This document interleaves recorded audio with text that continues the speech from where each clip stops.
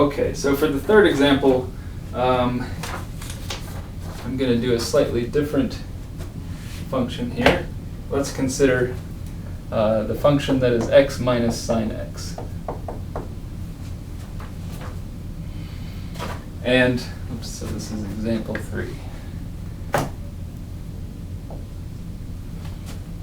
So this is the function, but instead of just going through the different orders, what I'd like to do is introduce one more piece of terminology that people often use when talking about approximations. That is, people will often say, I am going to give you the lowest order non-trivial approximation of some function. So that's a mouthful of words there, the lowest order non-trivial approximation. So non-trivial being the key word here. So let's go ahead and write out what this function looks like. This is x minus, I'm going to go ahead and write the series expansion of sine. That's, that is x minus x cubed over 3 factorial plus x fifth over 5 factorial minus.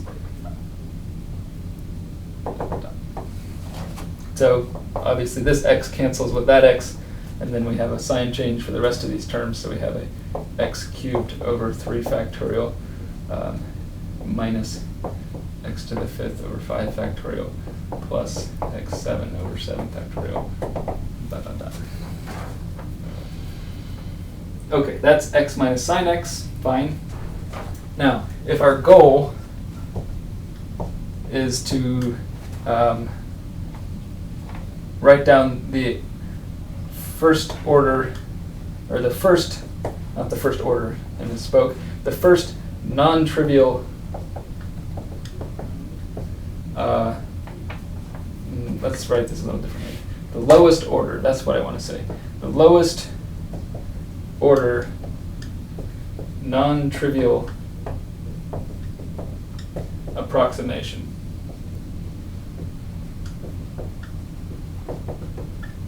of this function. So the point is, if I were to say, give me the first order approximation of this function, that doesn't make sense because the lowest order is already third order. So the first zeroth order and the first order, strictly speaking, are approximately equal to 0. So there is no first, second, third, or there's no 0 first, second order approximation for this function. But if someone asked you for the lowest order approximation, what they would mean by that is that f of x is approximately equal to x cubed over 3 factorial. So you're keeping the, if you still, usually what happens is you're doing a problem, you want to know how something depends on x, but you want to simplify it as much as possible so that you can still get some information about x, but not keeping all these small corrections. So if you want to get some information about how f depends on x, but make it approximate, then this is the first order, or the lowest order approximation, which is non-trivial in x. And if you were to ask what's the error, in this case, the error is of order x to the fifth. Okay. So that's the main things I wanted to just give you as general background on how to do these approximations. So now let's think about, so the next case that we'll consider is problem 7.32. I'm not going to do the whole problem for you, and in particular I'm not going to determine the kinetic energy. The potential energy is given in an example problem in the book. The kinetic energy is going to be taking some work, and you're going to have to work a little bit on getting the kinetic energy, but if you do it right, you should get to the point, okay, so this is for problem 732.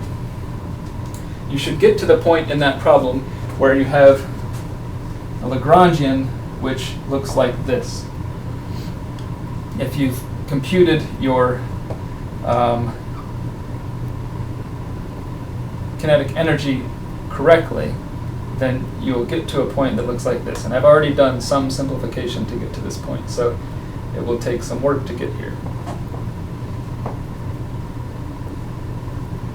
That's the kinetic energy term, and then there's the minus u So this is the potential energy here, mg, and we have r plus b cosine theta plus r theta sine theta. Hopefully I've got all that right. Okay, so this is the Lagrangian for that problem that you should get to if you get your kinetic energy correct.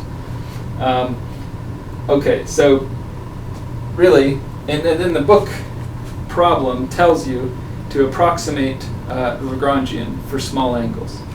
Okay, so what we really want you to do in that problem, what the book is asking you to do, is to find this lowest order non-trivial approximation of the Lagrangian. So first find the lowest order non-trivial approximation of the Lagrangian, and then go ahead and compute Lagrange's equations, the derivatives with respect to theta dot and theta. Okay, so that's what we're going to try to figure out. So our goal here, again, is to get the lowest order non-trivial approximation, in this case, of the function of L and how it depends on theta dot. Okay, so let's first, well, for one thing, you can immediately see that, well, not yet, actually. Okay, so fine, let's go forward here. All right, so let's see what we get.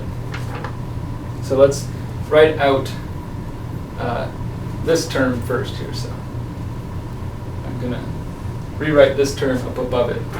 Okay, so, and that's going to involve writing out the cosine and the sine in terms of their series expansion, and I'm going to keep terms that are up to size theta squared, because we have a theta squared over here and a theta squared here, or theta dot squared there. Okay, so let's replace this cosine with a, so what we're going to do is replace cosine theta with 1 minus theta squared over 2, and we're going to replace sine theta with theta, and then the rest of the terms are theta cubed or even higher powers on theta, so they're even smaller. Okay, so if we do those two replacements, then what are we left with? So this guy is going to become mg times r plus b times 1 minus theta squared over 2, that's the cosine theta, plus r theta squared, that's the sine theta times this other theta. Okay? Now, let's see, how am I going to fit this on the board? All right, so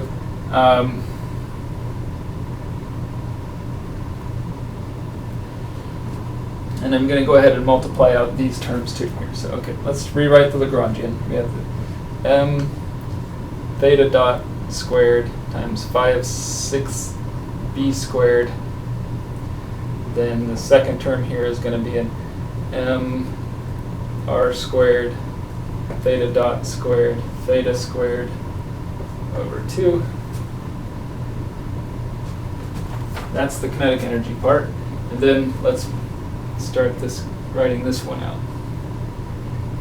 Okay, so we're having a minus mg times, and I'm going to multiply out this term here, this pair of parentheses. So we're going to have a r minus r theta squared over 2 plus b minus b theta squared over 2 plus r theta squared. Okay. So one thing we can do is we can get rid of this one because that and make this a 1 over 2. Okay, because this is a half r theta squared that got subtracted from that r theta squared. Okay, so then what do we have left? We have some terms. Well, we can start looking at them already. So this guy is of order theta dot squared. This guy is of order theta dot squared times theta squared. Then here we have something that's order 1. The r doesn't depend on theta.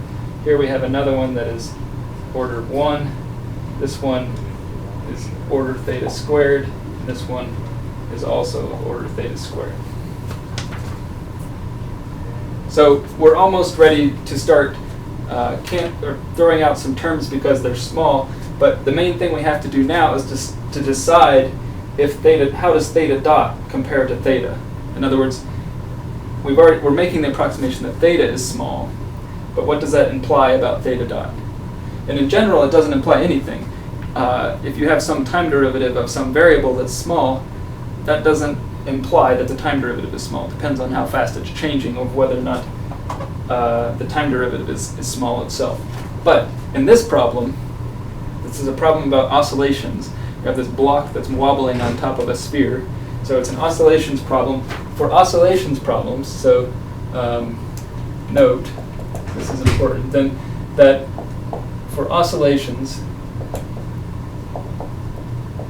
you're going to have, eventually we're going to find that theta goes like something like cosine omega t times some amplitude, right? That means theta dot goes like a omega, I'm going to minus sign in there, sine omega t. So the point is, as long as the frequency, so how big is theta dot compared to theta? If theta is 1 order of magnitude, then theta dot is a similar order of magnitude as long as omega is of order 1. And in this problem, we're not given anything in particular about omega, so we must assume that omega is not going to be changing the order of magnitude of theta and theta dot. Therefore, theta dot is a similar order of magnitude as theta. So this term is effectively like a 4th order term. It's got 2 powers on theta dot, 2 powers on theta. So this guy is small. So we can say that guy is small compared to all these other 2nd order terms that we have left. Okay, so let's go ahead and try to rewrite the Lagrangian now after throwing out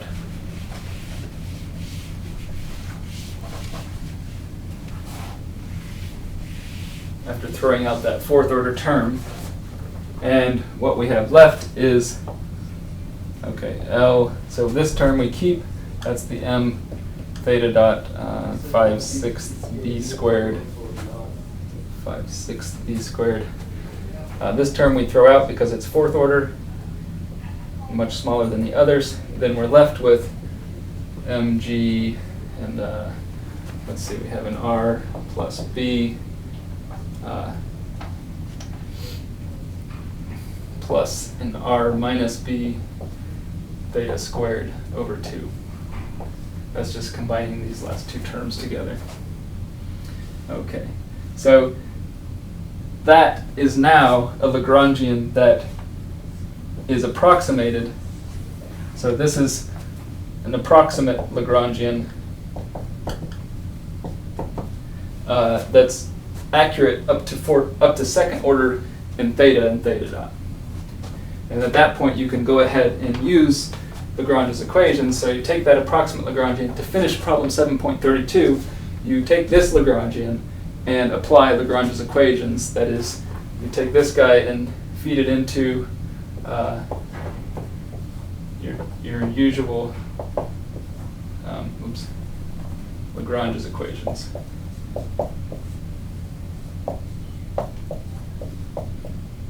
To get an equation of motion. And you can just go ahead and do the derivatives now with respect to theta and theta dot on this Lagrangian to get your equations in motion. Okay.